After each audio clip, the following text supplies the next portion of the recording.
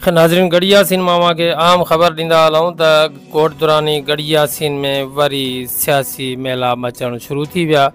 वर्करनि ऐं अॻुवाणनि जा मेड़ाका शुरू थी विया। अवां खे आम ख़बर पिया ॾियूं त अॼु आगा शहबाज़ खान दुरानी जो फार्म पिणु बहाल थी वियो आहे। इन सिलसिले में वर्करनि में ऐं हमदर्दनि में वॾी ख़ुशी जी लहर छांइजी वई आहे।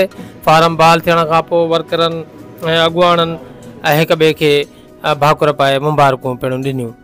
अवां खे ॿुधाईंदा हलूं त अॼु गढ़िया सीन में PS 9 ते थींदड़ ज़िमनी इलेक्शन जे हवाले सां उम्मीदवारनि पारां दाख़िल कयल फार्मनि जी छंड छाण RO ऑफिस में RO अनवर हुसैन ख़ास कोहलीअ जी अॻुवाणी में थी।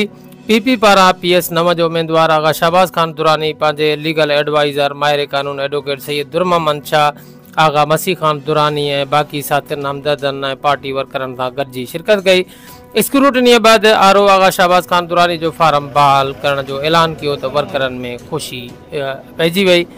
जंहिंखां पोइ वर्करनि ऐं हमदर्दनि में ख़ुशीअ जी लहर छांइजी वञण करे पार्टी वर्करनि ऐं हमदर्दनि हिक ॿिए खे भाकुर पाए मुबारकूं बि ॾिनियूं। उन मौक़े ते PP अॻुवाण ऐं PP तालके गढ़िया सीन जो सदर ग़ुलाम मुस्तफ़ा मंगी, आगा जावेद दुरानी, तालके बार जो सदर advocate Zahid Memon, advocate Mahmad Ali Shah, retired CEO वाबडा नूर अहमद दायो समेत पार्टी वर्कर ऐं अॻुवाण तोड़े हमदर्द मौजूद हुया।